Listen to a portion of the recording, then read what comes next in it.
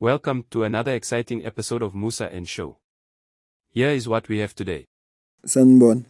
Icala lafakwa i-EFF kanye ne-DA oluphikisana nendaba yokukhuphuka kwe-VAT lihlalile ke court ngomhla ka-22 ku-April 2025. Kuningi kokukhulunyiwe lapha. Ijaji ke belilalele lokukhuluma lokhu lithe lizokhipha isinqumo ngomhla ka-29 ku-April ngoba i-VAT bekufanele ikhuphuke ngomhla ka-1. Kodwa namuhla ngithi ngiyavuka nje ngizithela phe kwama message athi i-VAT ayisakhuphuki. Kune statement engizosifaka la sesiphuma ke kwi-office ngathi le treasure. Kune statement futhi esosifaka la siphuma esibhalwe uMusi Mayimane weBhosa. Naski statement esibhalwe iBhosa. Breaking news. Simile kube sikholelwa kukho. And size sanqoba senzela nina. I-VAT increase seyireversiwe manje ngeke isakhupha.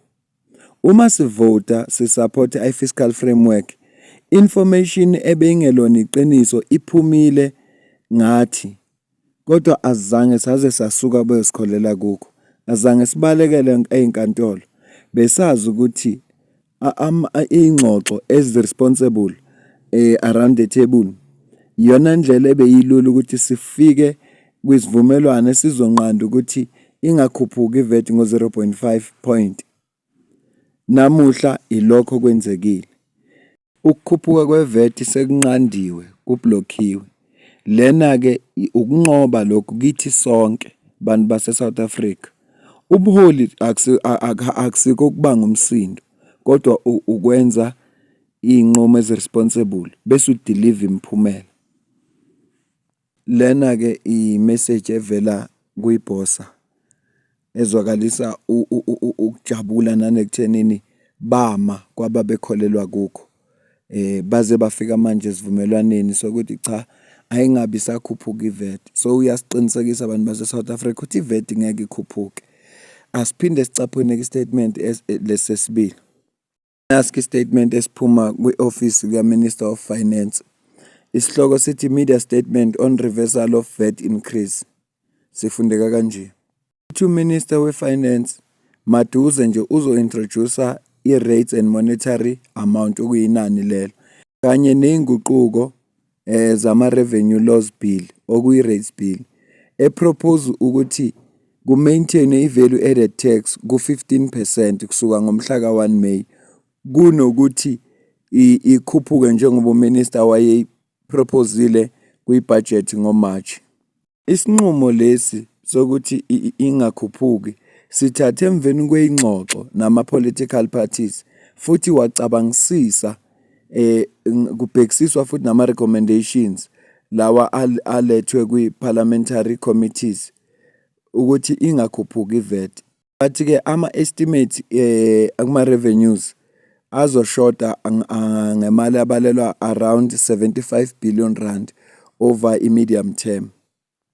Leso sizathu uMinister weFinance usebhalela uSpeaker we-National Assembly ukuthi indicate ukuthi uyayi-withdrawa i-application bill and i-division of revenue bill ukuze apropose expenditure adjustment ukucover le mali lezo shorta ebalelwa ku-75 billion rand.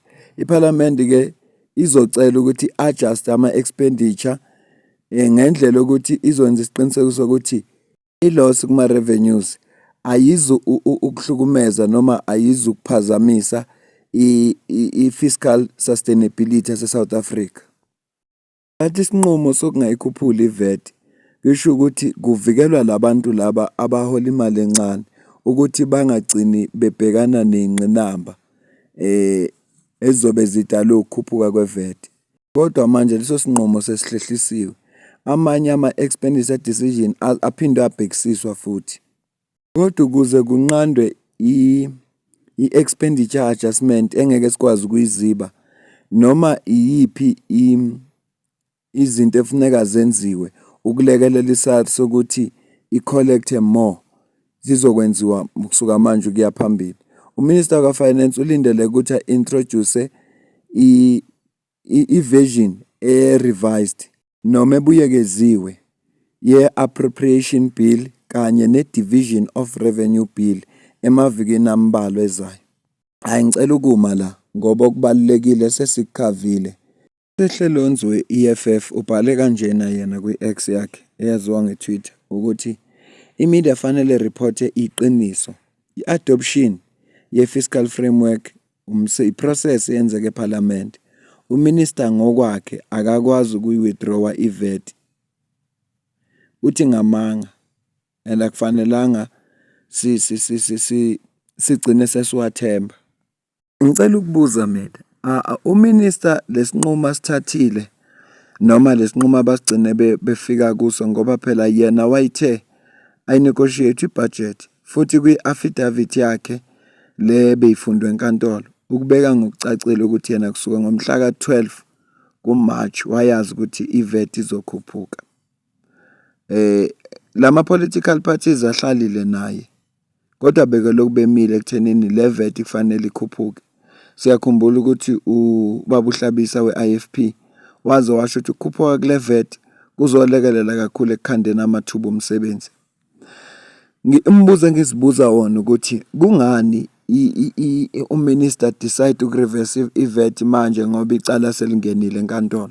Kungani engayireversanga ngaphambilini? Noma uzizigi ngoba mhlawumbe uthe mayethi uyabheka nabeluleki bakhe bamtshela ukuthi hey, isisindo secala singaphezulu kokucabanga kwethu. Ngiyazibuza nje, angisho ukuthi kunjalo ngoba phela ufuna ucabangela ukuthi uminister ube nalo ithuba and ube nalo ithuba lokuxoxisana nalama political parties kodwa bekulokhu bemile ekuthenini i-VAT iyakhuphuka. Manje ngixaka ukuthi kungani icala lingene enkantolo, akabange salinda ngisho umhla ka-29.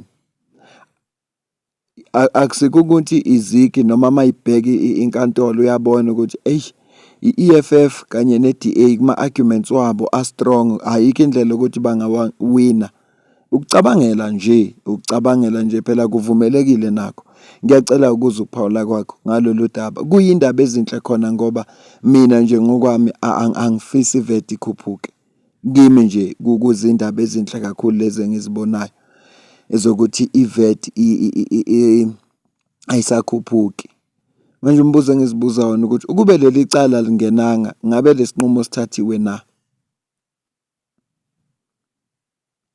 Asazi. Kodwa ngiyafisa ukuza ukuphawula kwakho. Mhlawumbe ngoba phela uma ngase uminister ashintshe njengoba ethi uzobuyekeza isinqumo sakhe kodwa i-VAT uyaqinisekisa ukuthi ngeke isakhuphuka. Uma singase isinqumo senkantolo ngomhla ka-29 sivune bona kuzothiwani? Uma ngase singayivuni i-EFF ne-DA sivune bona ngominister kuzothiwani? Noma mhlawumbe uthe mayibheka wabona ukuthi amathuba ukuthi bangayiwina le mpelapha enkantolo ayikho, wayesebona cha abavele bangavumi ukuyohlamba kuphoqa inkantolo kodwa abahlale phansi bona bayilungise lento ngoba bebona ukuthi ayikho indlela okuya phambili. Asazi, ngiyacela ukuza ukuphawula kwakho la. Kodwa i-ANC ke nawo lama political parties okuyi-IFP, Rise Mzansi, i-Good, i-UDM, i-PA bazobeke bene media briefing ngo-10. So bese sizwa ukuthi bafike kanjani kulesinqumo abafike kuso. Kodwa mina ngokwami ngiyasola ukuthi bathe mabebheka babona ukuthi icala ake etsenkantolo lizobehlula. Ucabangela kwami lokho. Ngiyabonga.